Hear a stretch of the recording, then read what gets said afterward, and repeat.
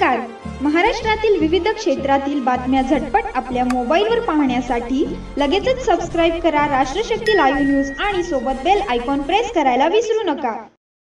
नमस्कार, मी प्रदीप फडतरे, राष्ट्रशक्ती न्यूज चॅनलमध्ये आपल्या सर्वांचं स्वागत आहे. आता आपण बघू शकता, आपण आहेत नातेपुतेमध्ये. माऊलींची पालखी पाठीमागं काही अंतरावरती आहे. माऊलींची पालखी नातेपुतेमधून आता सदाशिवनगर या ठिकाणी जात आहेत मुक्कामासाठी. त्या ठिकाणी रिंगण सोहळा पार पडत आहेत. पण आपण सध्या नातेपुते या ठिकाणी आहोत. या ठिकाणी आपल्याला एक वारकरी सायकलीवरती आपली मुलगी आणि आपले घरचे घेऊन आळंदी ते पंढरपूर पायी वायरी करत आहेत. आपण त्यांच्याशी चर्चा करणार आहोत. सर, आपलं नाव? रामकृष्ण हरी, छत्रपती शिवाजी महाराज की जय. आमचं नाव किरण राजकुमार देवकर आहे आणि आम्ही वारी पुण्यापासून चालू केलेली. आळंदीपर्यंत आम्ही पण हे फक्त वारकरींना बघण्यासाठी जायचो, फोटो काढण्यासाठी जायचो. पण त्याच दिवशी आम्हाला असं थोडं आजीचा आणि महाराजांचा दृष्टांत झालं की आपल्याला काहीतरी सेवा करावी लागणार आहे वारीचं. त्यामुळे आम्ही सासवडपर्यंत निघालो होतो आणि तिथून पुढे आम्ही वारी आता कंटिन्यूच केली. आता आम्ही थांबलेलो नाहीये.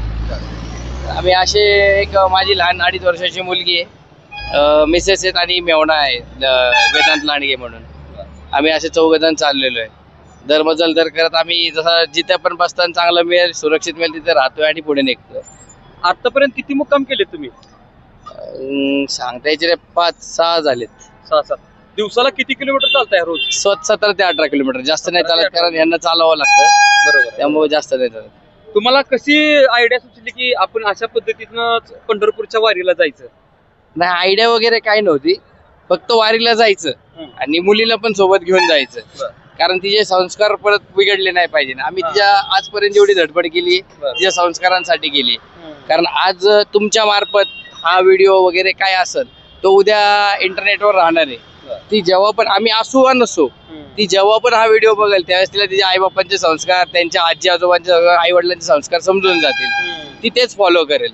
ती कुठे उद्या दारू सिगरेट ह्याच्या नादी लागणार. बरोबर. त्यामुळे आम्ही ते संस्कार जपण्यासाठी आणि वारीत एक समाजकार्य करतोय. जसं आमच्या म्हणजे मागे सायकलच्या पण लावलेले एक ऑपरेशन सिंदूर म्हणून आम्ही राबवतोय.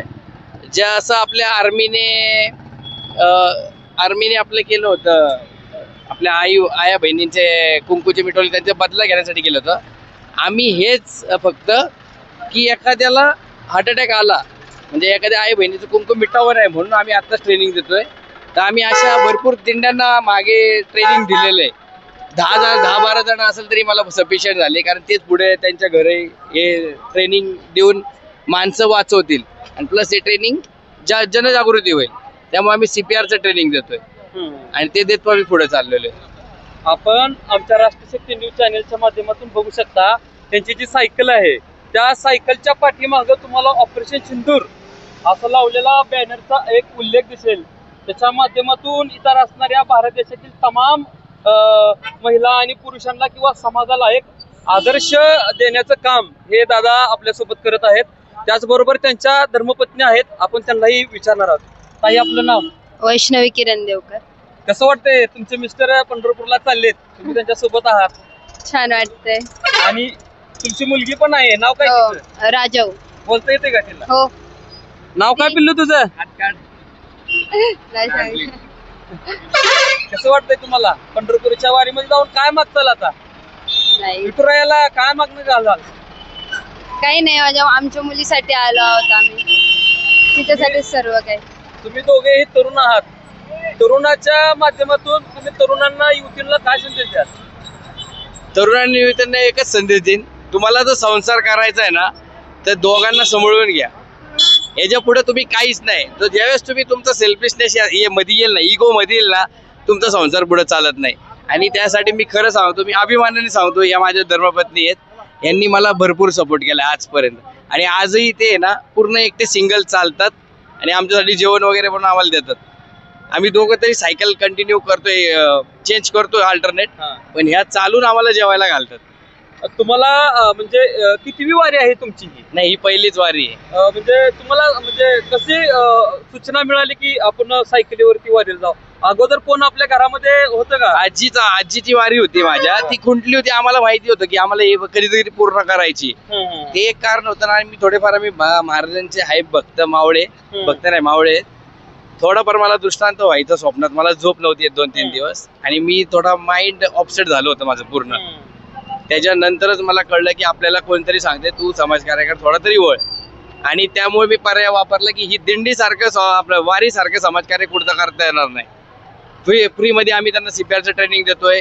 गर्दीत कसं चालायचं, तुम्ही गर्दीत स्वतःला कसं वाचवायचं, जर आपली जे म्हणतो ना चेंगराचेंगरी झाली तर तुम्ही स्वतःला कसं सेफ करायचं, या छोट्या छोट्या गोष्टी आहेत लाईफच्या ज्या मी माझ्या कंपनीकडून शिकलेलो आहे. त्यामुळे आम्ही हे पुढे करतोय. आणि आमचे त्यात मागच्या आठवड्यात साहेब पण वारले होते हार्ट अटॅकनी. त्यामुळे तर अजूनच मोठा शॉक लागला की आता आपल्याला हे जायचंय आणि करायचं. आजची वारी आता तुम्ही पूर्ण करणार. हो. प्रत्येक वारीला तुम्ही तुमच्या मुलीसोबत सहकुटुंबासोबत विठुरायाच्या दर्शनासाठी येणार. आम्हाला जेव्हा शक्य होईल तेवढं आम्ही करत राहणार. आता आपण यांच्या सायकलीवरती पण बघू शकतोय ज्या पद्धतीनं अनेक रॅल्या निघतात किंवा अनेक संदेश देण्याचा प्रयत्न करतात. त्या ठिकाणी फक्त एका पक्षाचे किंवा एका समाजाचे झेंडे लावले जातात. पण या ठिकाणी बघू शकता आपण या माऊलींनी आपल्या भारत मातेचा तिरंगा झेंडा सुद्धा आपल्या सायकलीवरती लावलेला आहे. समाजाला देशप्रेम असेल किंवा इतर काय गोष्टी असतील त्याचा सुद्धा यांच्याकडून आपल्यासाठी एक चांगला संदेश आहे. तुम्हाला आता तुम्ही पंढरपूरला निघणार आहात, तर तिथे गेल्यानंतर तुम्ही जे काय तुमच्या मनामध्ये इच्छाशक्ती असेल किंवा विठुरायाच्या चरणी अजून कोणत्या पद्धतीचं म्हणजे तुम्ही मागणं मागाल तिथं? नाही, माझं एकच मागणं आहे, सर्वांना सुखात ठेव आणि सर्वांचं भलं कर, बस, बाकी काही नाही. त्याचे सोबत अजून काय आहेत आपण त्यांना बोलूया. कसं वाटतंय तुम्हाला? खूप छान वाटतं. खूप छान वाटते. ताईविषयी काय वाटतंय? हा, तुमच्या भगिनी आहेत ना त्या? हो. ताईचा संदेश कसा वाटला तुम्हाला? ताईचा संदेश म्हणजे तिने जेवढं पण केलं तेवढं कमीच, खूप जास्तच आहे आमच्यासाठी. तिने फुल सपोर्ट केला आम्हाला. लहानपणापासून अशाच आहेत का? हो सर्वांना सांभाळून घेतात? हो, लहानपणी आम्ही भांडणं करायचो पण नंतर कळायला लागलं कसं आहे. ज्या पद्धतीनं आपण सांगू शकतो की भारताच्या इतिहासामध्ये आपल्या मुलीला पाठीवरती घेऊन राणी लक्ष्मीबाई यांनी इंग्रजांसोबत ब्रिटिशांसोबत आपलं कार्य लढलं.